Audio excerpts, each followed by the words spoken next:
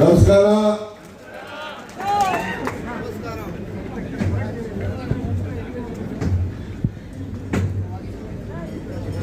ಬಂಧುಗಳೇ, ಜಗದ್ಗುರು ರೇಣುಕಾಚಾರ್ಯ ಜಯಂತಿ ಯುವ ಮಹೋತ್ಸವ ವೀರಭದ್ರ ಸ್ವಾಮಿ ರಥೋತ್ಸವ ಜಗದ್ಗುರು ರೇಣುಕಾಚಾರ್ಯ ಪ್ರಶಸ್ತಿ ಸಮಾರಂಭ ಈ ಪವಿತ್ರವಾದಂತಹ ಸಮಾವೇಶದಲ್ಲಿ ಪಾಲ್ಗೊಂಡು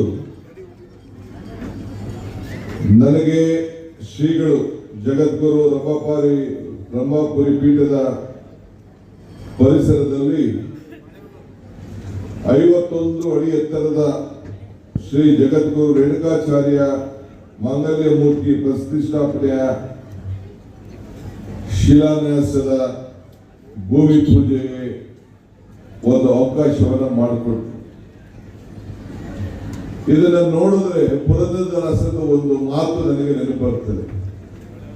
ಇದು ಭಾಗ್ಯ, ಇದು ಭಾಗ್ಯ, ಇದು ಭಾಗ್ಯವಯ್ಯ, ಪದ್ಮನಾಭನ ಪಾದ ಭಜನೆ ಪರಮ ಸುಖವಯ್ಯ ಅಂತೇಳಿ. ಹಾಗೆ ಈ ಪುಣ್ಯ ಭೂಮಿಯಲ್ಲಿ ಶ್ರೀ ರೇಣುಕಾರ ಮೂರ್ತಿಯ ಶಿಲಾನ್ಯಾಸದಲ್ಲಿ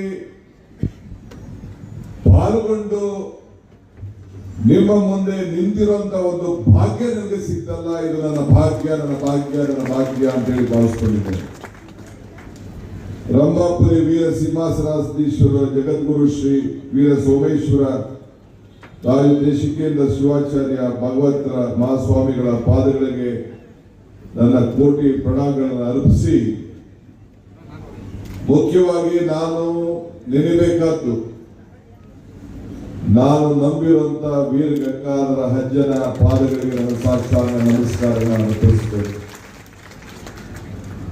ಇಡೀ ನನ್ನ ಬದುಕನ್ನೇ ಬದಲಾವಣೆ ಮಾಡಿ ನನ್ನ ನಂಬಿಕೆ, ಮನುಷ್ಯನಿಗೆ ಮರಕ್ಕೆ ಬೇರು ಎಷ್ಟು ಮುಖ್ಯನೋ ಮನುಷ್ಯನಿಗೆ ನಂಬಿಕೆ ಕೂಡ ಅಷ್ಟೇ ಮುಖ್ಯ. ಹಾಗೆ ನಾನು ಹುಟ್ಟುವಾಗ ಒಬ್ಬ ಒಕ್ಕಲಿಗನ ವಂಶದಲ್ಲಿ ಹುಟ್ಟಿ ಕೆಂಪೇಗೌಡರ ವಂಶ. ನನ್ನ ತಂದೆ ಕೆಂಪೇಗೌಡ, ಅವರಪ್ಪ ಕೆಂಪೇಗೌಡ, ಅವರಪ್ಪ ಕೆಂಪೇಗೌಡ, ಎಲ್ಲ ಕೆಂಪೇಗೌಡರು.